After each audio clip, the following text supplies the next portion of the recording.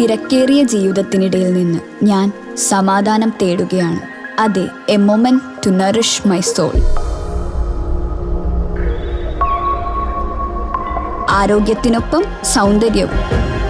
സമഗ്രമായ ആരോഗ്യത്തിൻ്റെയും സൗന്ദര്യത്തിൻ്റെയും പുതിയ തുടക്കത്തിനായി മട്ടാഞ്ചേരിയിൽ സ്ഥിതി ചെയ്യുന്ന ആയുർസ്പർശ് ആയുർവേദ ഹോസ്പിറ്റൽ നിങ്ങളേവരെയും സ്വാഗതം ചെയ്യുന്നു. കാലടിപ്പാലം അടിയന്തരമായി അറ്റകുറ്റപ്പണി നടത്തി സഞ്ചാരി യോഗ്യമാക്കണമെന്ന ആവശ്യം ഉന്നയിച്ചുകൊണ്ട് LDFന്റെ ആഭിമുഖ്യത്തിൽ പ്രതിഷേധ സായാഹ്നം ജനുവരി 29 നടത്തും. കാലടി ടൗണിലും പ്രദേശങ്ങളിലും 2 മാസത്തിലധികമായി രൂക്ഷമായ ഗതാഗത കുരുക്കാണ് അനുഭവപ്പെട്ടു വരുന്നത്. പാലത്തിലുള്ള ടാറിംഗ് ഭാഗം ഇളകിപ്പോയി ഇടയ്ക്കിടെ രൂപപ്പെടുന്ന കുഴികളാണ് ഗതാഗത കുരുക്കിന് പ്രധാന കാരണമാകുന്നത്. പാലത്തിൽ രൂപപ്പെട്ടു വരുന്ന കുഴികളെ തുടർന്നുള്ള ഗതാഗത തടസ്സം ഒഴിവാക്കുന്നതിനായി നിലവിലുള്ള ടാറിംഗ് പൂർണ്ണമായും എടുത്തുമാറ്റി ആധുനിക രീതിയിൽ ടാർ ചെയ്ത് പാലം സഞ്ചാരയോഗ്യമാക്കുന്നതിനായി സംസ്ഥാന സർക്കാർ 1,12 ലക്ഷം രൂപ അനുവദിക്കുകയും പ്രവർത്തനത്തിലൂടെ സാങ്കേതികാനുമതി വാങ്ങി ടെൻഡർ നടപടികൾ പൂർത്തീകരിച്ചിട്ടുള്ളതുമാണ്. വർക്ക് തുടങ്ങണമെങ്കിൽ പാലം നിശ്ചിത ദിവസത്തേക്ക് അടിച്ചിടേണ്ടി വരുമെന്നും അതുകൊണ്ട് ജില്ലാ കളക്ടർ ജനപ്രതിനിധികളുടെ യോഗം വിളിച്ചു ചേർത്തിരുന്നു. വിവിധ രാഷ്ട്രീയ പാർട്ടികളെ യോഗം അറിയിച്ചിരുന്നില്ല. കളക്ടർ വിളിച്ച യോഗത്തിൽ അങ്കമാലി, പെരുമ്പാവൂർ, ആലുവ MLA-മാരും ഒക്കൽ, കാലടി, കാഞ്ഞൂർ ഗ്രാമപഞ്ചായത്ത് പ്രസിഡന്റുമാരും ബസ് ഉടമകളും സംഘവുമാണ് പങ്കെടുത്തത്. മെയ് മാസത്തില് പൂർത്തീകരിക്കും. അത് ഉദ്ഘാടനം ചെയ്ത് കഴിഞ്ഞ ശേഷം മാത്രം മതി നിലവിലുള്ള പാലത്തിന്റെ മെയിൻ്റനൻസ് പണികൾ.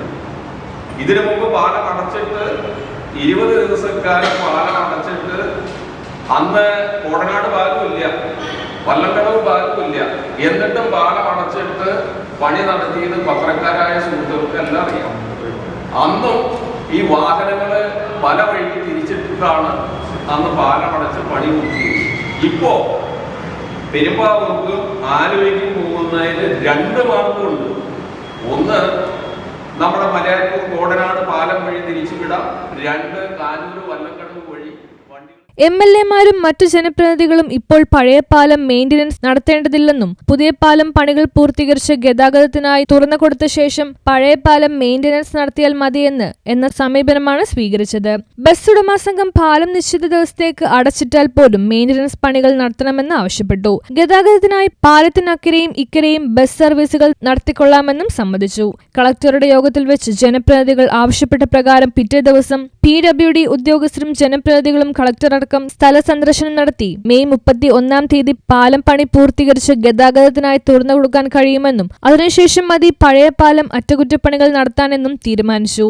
പത്രസമ്മേളനത്തിൽ KK ഷിബു, ബെന്നി മുഞ്ഞേലി, മാത്യൂസ് കോലഞ്ചേരി, MT വർഗീസ്, ബേബി കാക്കശ്ശേരി, ജസ്റ്റിൻ ജോർജ്, ജോർജ് പോരോത്താൻ, സെബാസ്റ്റ്യൻ കന്നപ്പള്ളി, ഗോപു കാരിക്കൊത്ത് എന്നിവർ പങ്കെടുത്തു. അതോടൊപ്പം തന്നെ കാലടി, അതുപോലെ ഒക്കൽ പഞ്ചായത്ത് പ്രസിഡന്റുമാരെയും യോഗം വിളിച്ചേർന്ന് ആലോചിച്ചു.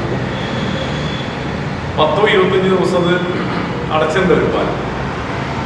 അതിനടച്ചിട്ട് പൂർണ്ണമായും രാത്രി പകരമായും ജോലി ചെയ്താലാണ് അത് ഈ നിലവിലുള്ള ടാറിങ്ങെല്ലാം പൊളിച്ചു മാറ്റി അവിടെ BPC നിലവാരത്തിൽ ടാറിങ് നടത്താൻ കഴിയും. അപ്പോൾ അത് നിർഭാഗ്യവശാൽ ഈ MLA-മാർ, പ്രത്യേകിച്ച് അങ്കമാലിയിലെയും പെരുമ്പാവൂരിലെയും UDF MLA-മാരും. News bureau, Kalady.